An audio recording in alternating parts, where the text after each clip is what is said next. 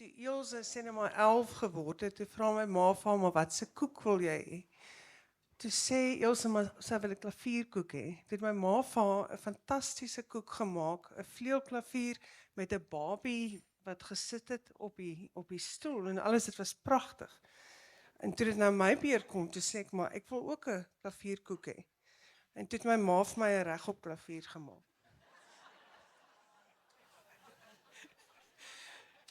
Jy het net nou genoem 'n mens moet 'n goeie kamermusikus wees. Met ander woorde, mens kry soms pianiste wat noodgedwonge of as 'n poging saam probeer speel, maar dit gel nie. Noem net 'n bietjie wat jy dink belangrik is om 'n goeie duo te maak versus wat ontbreek by mense wat probeer saam speel, maar dit werk nie. Wel, in die eerste plek, jy moet 'n baie soliede verstandhouding hê van wat jy doen, veral in terme van tyd. Jy weet net om dit te verduidelik, as ek sê net maar 3 polse sou slaan. Ek gaan dit probeer op die amper sê ek mikrogolf, die mikrofoon, sodat jy gaan, dan weet die persoon waar daai 4de pols moet wees. So daar moet 'n verstandhouding wees van, ek het sopas dit gedoen en dus verwag ek dat jy op hierdie manier gaan reageer. Ek noem dit past, present, future. Jy weet, so dit is een aspek daarvan. En die ander aspek wat ongelooflik belangrik is jou tegniek. Want oor die klavier gaan alles oor die spoed van hoe jy die klawer slaan. Slaan is nou die verkeerde woord om te gebruik. Ja, so met 2 pianiste moet jy op 'n manier moet jy probeer om daai tegniek presies dieselfde te kry, en dit is vrek moeilik. Ek kan dink en persoonlikhede en musikale insig en sulke goed speel natuurlik alles 'n rol, want as jy saam met iemand speel wat radikaal van jou verskil of nie kan verstaan hoe jy probeer beweeg in die musiek nie, dis amper soos 'n dansmaat wat die heeltyd op jou tone trap of wat probeer rem as jy wil draai. Ek dink sulke goeters. Megan, 'n vraag vir jou. Wanneer was jou begin, as ek dit so kan stel, met meer as een pianis of om saam met ander pianiste te speel? Vertel ons bietjie waar dit vir jou begin, hierdie ervaring van dankie tog ek hoef dit nie meer alleen te doen nie. Wel, die eerste keer toe ek blootgestel was aan meer as een, kom ons sê, musikant, was met die, ek dink dit was die Golambrechts, of selfs die Stellenbosch, nee, dit was die Golambrechts Concertofees, en ek was dus 8 of 9. En vir die eerste keer kom ek agter dat daar is ander musikante wat klanke maak rondom my en dit het my geaffekteer en ek kan hulle self, ek dink wat Nino ook bedoel, soos manipuleer, maar obviously op daardie verstaan nou nie wat jy doen nie. Maar dit is die eerste keer toe ek dit tegengekom het en toe regtig waar die eerste keer toe ek aan musiek begin aan dink en wat die tegniek agter dit is, was met die Stellenbosch Kamermusiekfees. Ek dink ek het die tweede een gedoen en toe die 10 na dit, of as dit nog meer was, ek dink 2006, 2005 begin. En daai klasse met die musikante daar was unreal, was ongelooflik, want hulle leer jou in op 'n baie gesofistikeerde manier soos die tapping metode wat jy nou van praat, hoe hulle speel en dis hoe jy reageer daarop, en as jy miskien die tipe klank maak, of as jou vernoot, as jy violist daai tipe klank maak, miskien kan jy die tipe klank maak, en so produseer jy hulle saam gesamentlike klankproduk. Ek dink aan die tap in die mikrofoon wat jy van gepraat het, dat jy kan 3 keer tap en dan weet jou partner waar's die 4de een. Dis soos as mense lank getroud is of vriende is vir jare, jy voltooi so half mekaar se sinne. You know where this is going. So Megan, one more question for people who do not understand Afrikaans. I just wanted to ask, in terms of playing piano with somebody else, is there something particularly interesting or specific that you demand or that you expect from a partner when playing chamber music, or more specifically piano music? What is it, if you could put an ad out, you're looking for a duo partner, what would the job description look like, the qualities that you think is most important for you?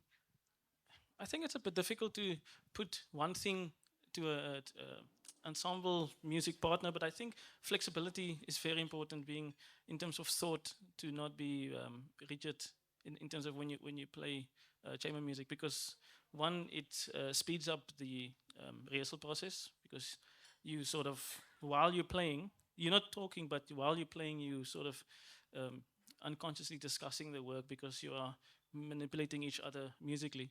So I would say maybe that's the open-mindedness and I think a sophisticated technique and understanding around music technique. Thank you very much. Nina, I want to ask a question about teaching. You've had so many incredible students throughout the years, and having studied abroad and here with some remarkable teachers, I'm thinking of Lamar Krausen or names like that are legendary now. If you could sum this up, please tell us, what is your teaching philosophy, if you could maybe summarize it in some way, that resulted in incredible products like Megan or Estia? When you teach, where does that come from? I'm very violent.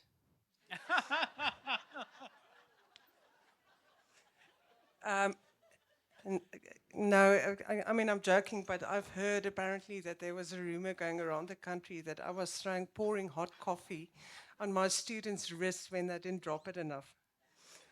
I didn't correct anyone. I thought it was great fun that's out there. No, I think, I tried to teach the way that I was taught, which is to simplify music as much as possible. That you can understand or that you are able to, as a student, pick up any score and that you can unravel it. Because I think the beauty about music and the beauty about learning new music, it's almost like that series called Where's Wally? You've just got to find Wally and then you're on your way. So I had incredible teachers who taught me principles. And so my greatest joy is when I feel I've taught the students how to teach themselves. That's very important. I think being independent is something that some teachers don't like because it makes the student onafhankelijk. And some teachers like to spoon feed so that the student will always keep running back and say, how should I do this? How should I do this? So I think that's a great philosophy. Megan, one teaching question to you, if I may. So coming from this school of thought, now that you're in die Bose stad Pretoria, do you sort of try and perpetuate this idea, or do you have other influences because you also studied with other teachers abroad? Just tell us something about the way you teach. Yeah, I think teaching is a complex task, but it definitely stems from the principles as Nina put them. And then you, for me anyway, you sort of structure the way you teach around that, but the base stays still the same. Basically, the principle stays the same. But for example, having had the experience with the Stellenbosch Chamber Festival, you learn other principles there, and then you combine that with what I've learned from Nina, and so you sort of build everything around that, but the principles stay. Are you also a very violent teacher? Yeah. Very. I must say, my studio is right next door to Megan at the university, and I get all the dumb students. He gets the nice ones, but I sometimes hear incredible music through the wall separating our studio next door, and then he has to hear something that sounds like 3 blind mice on my side of the wall. Ladies and gentlemen, please welcome Estia Creer. Estia, we're going to start with your first question in German. I'm just joking. I would like to know, we spoke a little bit about Nina's teaching philosophy and how she tries to create some independence with the students. You are a full-time piano lecturer at the University of Cape Town who's had this very strong tradition of incredible pianists, and still up to this day they win all the competitions. It's very unfair. But what is your teaching philosophy, if you can sum that up? And what's nice, you weren't in the room when Nina described her teaching philosophy. So if your answer is now radically different from what she said, you are disqualified. No, I'm joking. But when you teach, what do you think of and where does it come from? Oh, no pressure, yeah. So I think for me it's very important to work with every individual student because all the students are so different from one another. And so of course there are certain principles that you teach, and I think I was lucky that I studied with many different people, of which Nina is certainly one of the most important. But I could synthesize the approaches of different teachers, and I think I've developed my own approach since. And even though I try to give students the toolbox of the kind of techniques that they need and how to approach music and how to think about music, how to learn music, I also want to nurture their own voice. It's very important for me that the student is able to yes, to be their own person, their own musician. So I try to work with that, what they bring, and of course guide it in a way that it is successful, but try to preserve every student's individual musical personality. Thank you. Nina said that that's a 10 out of 10 answer, by the way. One last question, she said she's quite a violin teacher. Are you a violin teacher too? I'm very friendly. And under that smile is more violence than you can imagine, ladies and gentlemen. When your teacher smiles after you played, you know, oh my hell, nou moet ek nog oefen. Jy wou iets gesê.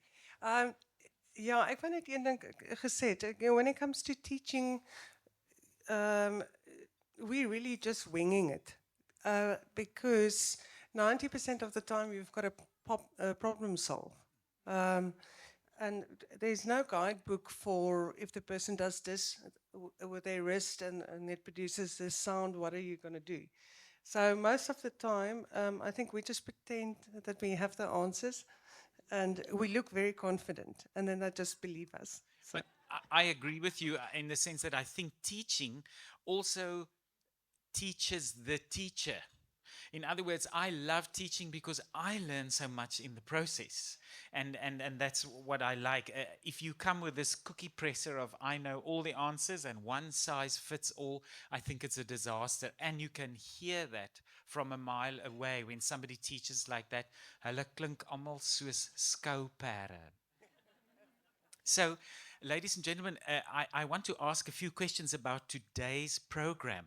So, Nina, how did you go about deciding what to play, and was it intentional to try and make it as difficult as possible for Estia and Megan?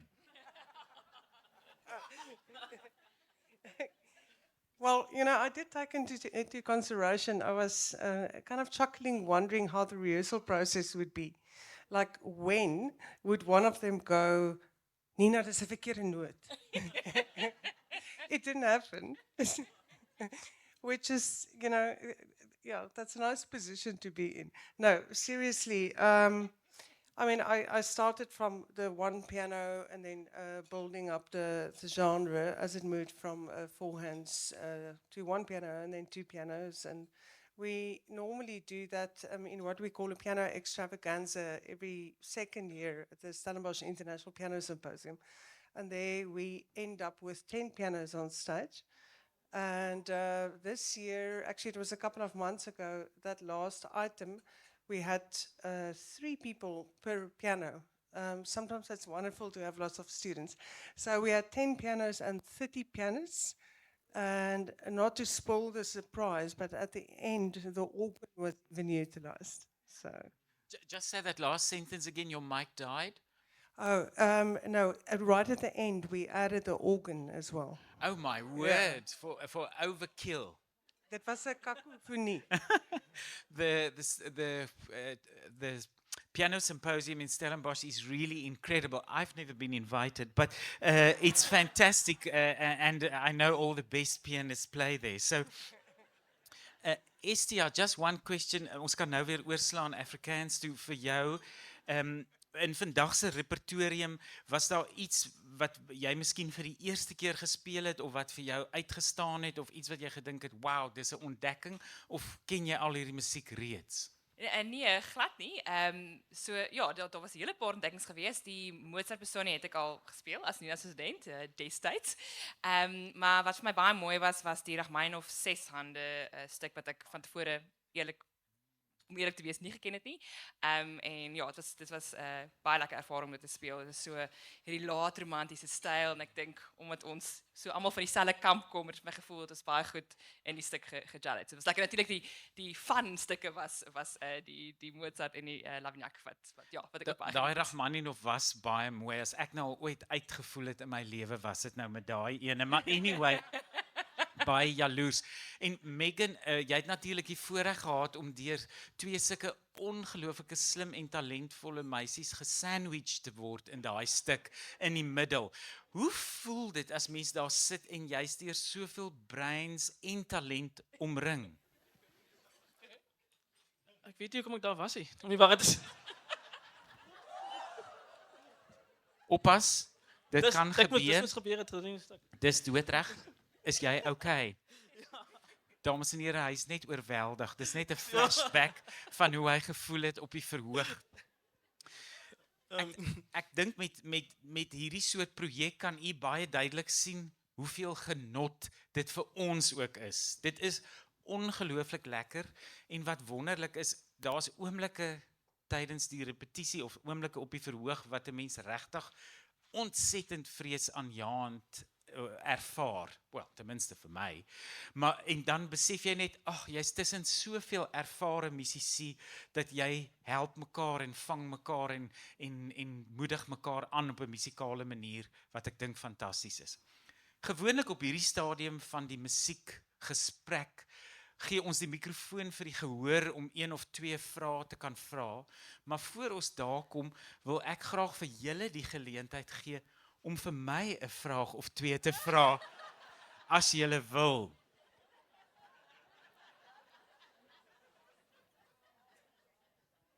Dit is my eie hare, so gaan aan na 'n volgende vraag toe asseblief. Dis vir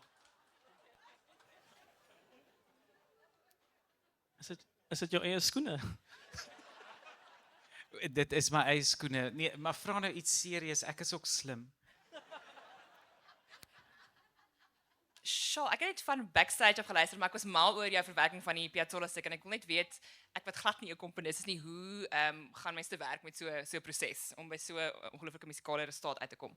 Baie dankie. Daai verwerkings kom vir my die maklikste as ek self speel. So ek moet by die klavier sit want dan voel mens hoe dit moet wees en dan as ek die een party klaar geskryf het, dan dink ek wat sal hierdie komplementeer. So dis so bietjie soos 'n legkaart, neem ek aan op daai manier.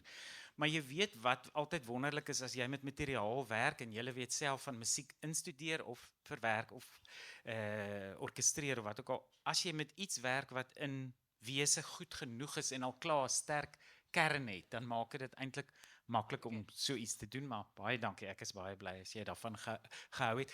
Jy sê nou jy het dit backstage gehoor. My professor op universiteit in Pretoria was professor Joseph Stanford.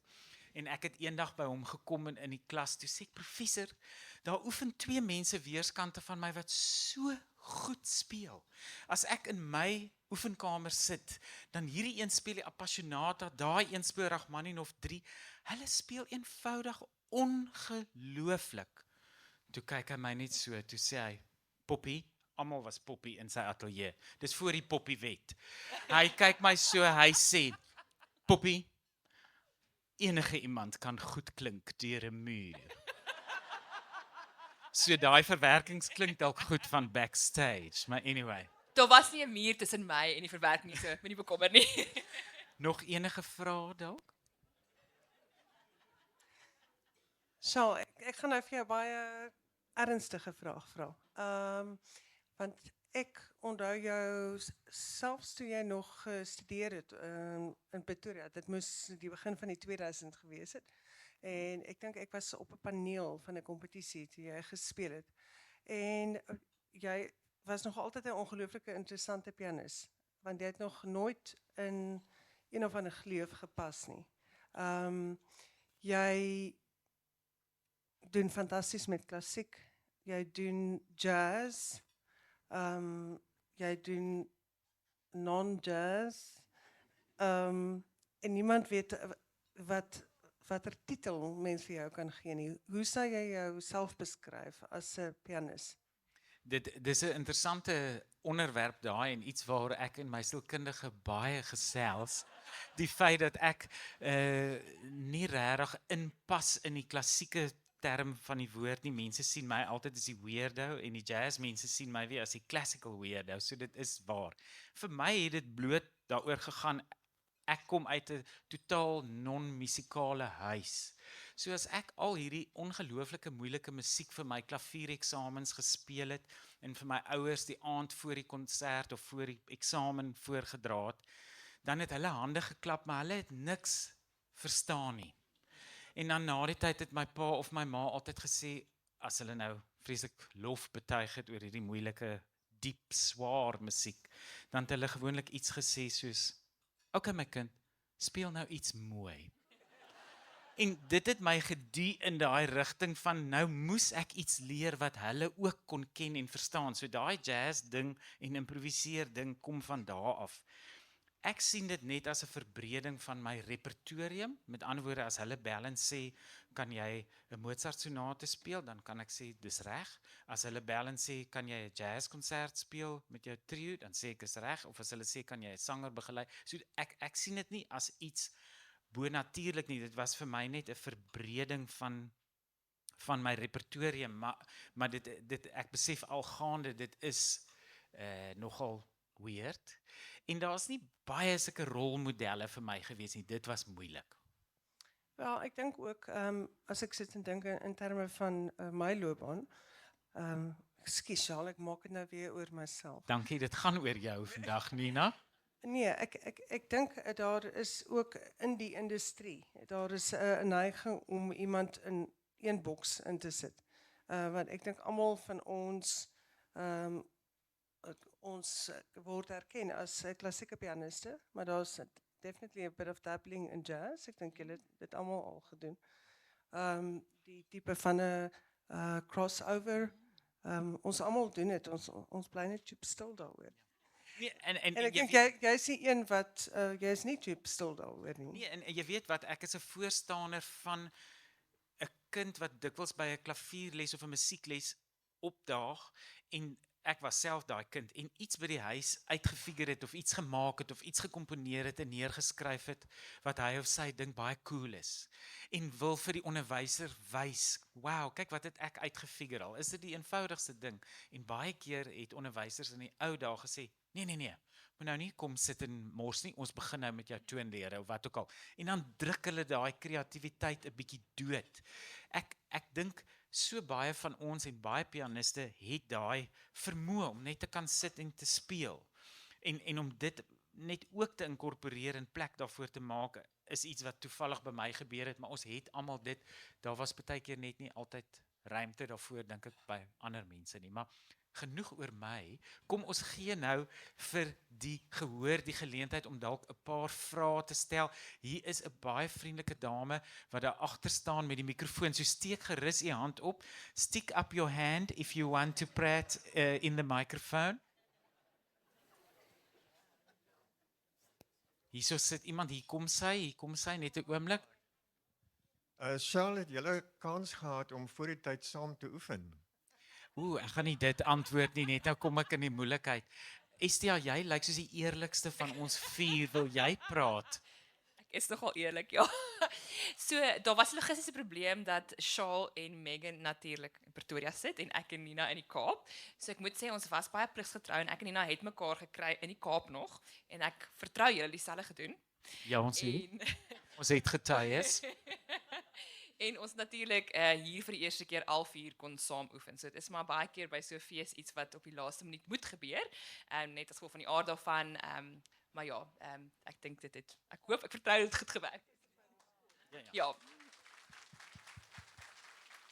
Nina sê nou net, ons het gister by die laerskool ook geoefen, maar albei daai klaviere was omtrent die rook het uit hulle uitgekom toe ons klaar geoefen het. Enige ander vraag? Any other questions? Ja, ek wil graag vra. Wanneer 'n solis optree saam met 'n orkes, wie bepaal die interpretasie en sê nou die spoed of die tempo wat gespeel word? Nina, jou orkestrale repertorium van concertos is die grootste van enige pianis in Suid-Afrika, so dalk moet jy dit antwoord. Nee, ekskuus, ek sit en grinnik by myself.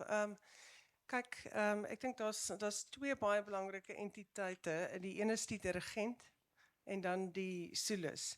Nou, ek het nog altyd concerto spel is vir my amper 'n vergrote kamermusiek. So meeste van die tyd ignoreer ek die dirigent totaal en al. En ek maak seker dat ek oogkontak hou met die spelers in die orkes, want jy weet partykeer is daar klarinet solo wat jy saam met die klavier moet speel en dan is die dirigent net in die pad. Maar ek grinnik want ek bedoel partykeer kry mense 'n wonderlike dirigent wat dit verstaan en dit aanhelp. En ander kere kry jy dirigente wat vir jou sê nee, maar jy moet dit so doen. En soos wat my onderwyser altyd my gesê het, al wat jy dan doen is dan glimlag jy en jy sê yes maestro. En dan op die dag wanneer dit by die performance kom dan doen jy net wat jy wil. Daar was nog 'n vraag hier. Ja, Baie eenvoudig ene, die verwerking van Imagine, wie het dit gedoen? ek het dit gedoen. Maar ek kry nie ekstra geld daarvoor nie as dit is wat u wou weet. That's beautiful, dankie. Baie dankie, dis John Lennon. Hiervoor is nog 'n vraag, Lizanne, sy's op pad met die mikrofoon.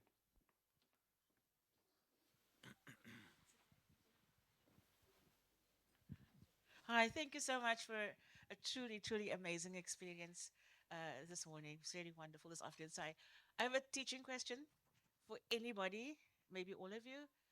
Do you allow your students any existential crises and how many per year or per time if they are with you? And how do you define existential crises? They're not sure this is what they should be doing, and then lame, their hands go lame when they practice too much. They're not sure. They're not sure Nina, this music is too much. You're most experienced, so maybe you can go first and then we'll chip in if there's some. You have some of those students. I don't think I've had that experience yet. You So- don't allow it or you haven't had it? No, I haven't had that yet. Okay. I have some students who have existential crises every week. So there's that side as well. I have had a lot of students with lots of existential crisis. I mean, you get different types. You know, sometimes with the first years, I kind of expect within the first 6 months that because they start university and they party so much that suddenly after the first 6 months they realize that they are in trouble. And then you just kind of roll your eyes and continue. But have had students who have had serious concerns about whether this is a career choice for them or not. I think it's a difficult thing to manage. In general, I think that music chooses you. It's a lot of sacrifice, but at the same time, if you've been given that talent, then I think you have a responsibility to foster it. So for someone to say, oh, I'm not sure if I should be doing music, I think if you've said it once, then you probably shouldn't be doing music. So I'm a little hardball about that. I agree with you, and I think that there are two types of existential crises. I think the one is just called fimies, or the nice English word for it is luiheid, where you don't practice. But then there are some students who reach a crossroads and they really have made the wrong decision and they want to do something else. And I try and see, is this just some of being lazy, or is this really somebody who needs to be steered in another direction? When I often get young students or scholars who come to me for advice about where they should study, they want to study music, and then I usually send them to either Cape Town or Stellenbosch. But om net nie vir mense by Tikkies dit sê nie, Megan. And then I always ask them, do you have a second choice? Wil jy eintlik iets anders swat? So if you want to do, you have to choose between music and medicine or music and law. I always say, go study the other thing. Because you can always do music on the side. You have to study music because there's nothing else you want to do. It's the only thing. You're hungry for it, no choice, no questions asked. And I mean, you could have been a rocket scientist, and look at you here. Now you're a concert pianist and a fabulous teacher with your brain. But I think that's the thing. That it has to be inevitable, I think. Any other questions, ladies and gentlemen? Hierso, ja. Hoor jy sê, ja, ek dink jy het die vraag geantwoord wat ek wil vra, maar dit gaan daaroor dat ek het 2 seuns en die een het sommer gou opgegee met klavier, omdat hy het geweier om bladlees te doen. Die tweede een was ek bietjie meer genadiglik mee en ek het vir hom gesê, okay, dis fine, jy weet, maar dit is iets waaroor jy dalk later gaan spyt wees. Maar toe kom ek agter, maar hy hou van om te improviseer. Jy weet, hy hou nie van rigiede goed nie. Jy weet, so hy het nou van klavier en viool het hy omgeskakel na gitaar toe. En hy's regtig ongelooflik goed daarmee. So ek wil net weet, hoe belangrik is dit om 'n kind ek wil amper sê te forceer om bladmusiek te leer lees? Mag ek eerste antwoord en dan kan julle met die grootste liefde sê. Ek dink as jy 60 of 80 of 100 jaar oud is en jy kyk terug op jou lewe, dan kan musiek iets wees wat jou hele lewe lank daar was. Jy kon speel of jy kon verf of jy kon bak. Dis goed wat deel is van jou lewe. Ons hoef nie noodwendig by die Olimpiese spele deel te geneem het toe ons tennis of gimnastiek gedoen het as 'n kind nie. En ek dink met musiek, jy wil die kind in staat stel om oor 20, 30, 50 jaar nog musiek te kan maak en dit te geniet. Of dit met bladmusiek is, sonder bladmusiek. Ek dink daar's te 'n hoë premie op. As jy nie lees nie, dan moet jy dit stop. Sure, daar gaan baie moeilike tye kom wanneer jy iets wil leer en jy weet nie hoe om hierdie notebeeld te realiseer nie, maar ek dink so baie mense sê vir my na 'n konsert, weet jy, ek het ook klavier geneem, toe stop ek dit. En nou is ek so spyt. En as ek mooi daaroor dink, almal wat hier sit, het dalk 'n instrument op 'n stadium geleer en dit het veroorsaak dat u vandag in die gehoor kon sit en verstaan waaroor dit gaan. Ons moet die kinders en die gehore van môre ook oplei en hulle honger te stil of hulle prikkel om geïnteresseerd te bly, of dit nou met note is of sonder. En natuurlik, jy gaan nou nooit by sekere goed uitkom as jy nie kan note lees nie, maar dis nie net die een of niks nie. Dis my filosofie, man. Ja, ek stem heeltemal saam met jou, Shaal. Ek dink net die enigste ding wat nie eintlik is getting addressed. Excuse, ek sukkel met my, wat noem jy Afrikaans. Afrikaans. Go into your Engels. In my Afrikaans.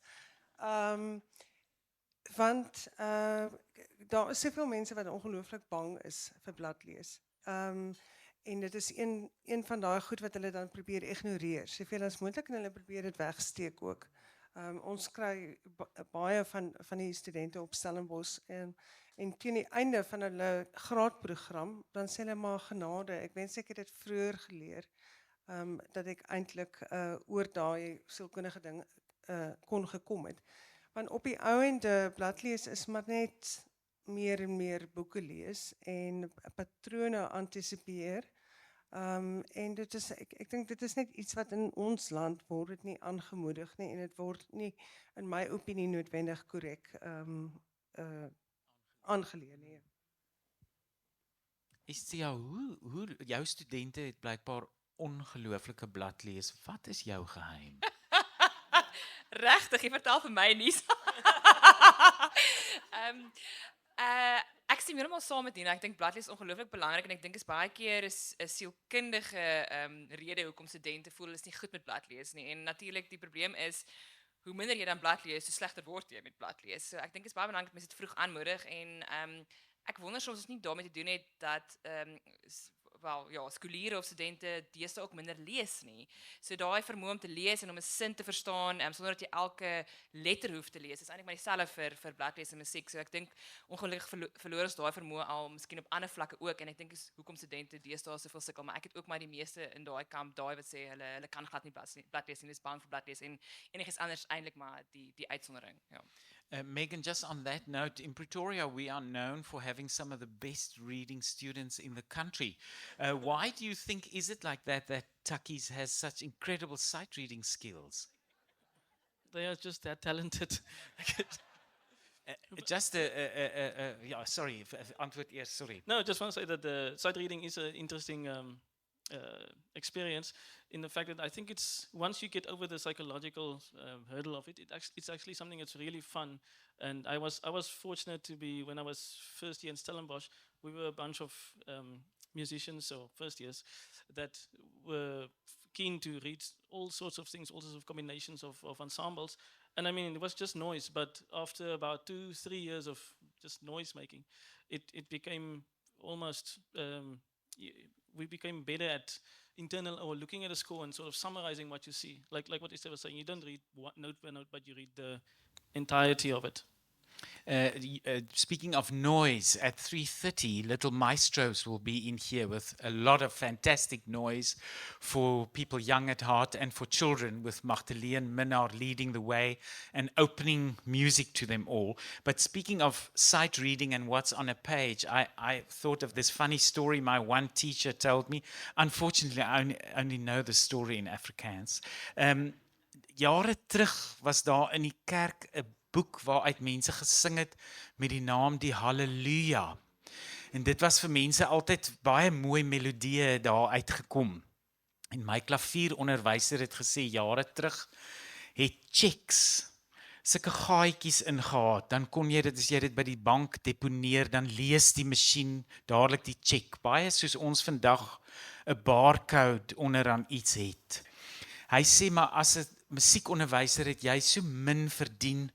Hy het een keer hierdie check gevat. Toe sit hy dit in een van hierdie klaviere wat van self speel met die rolle, sodat dit nou hierdie gaatjies kon lees. En toe hy dit insit, toe begin speel die klavier die Halleluja lied, moet ek gaan met leë hande.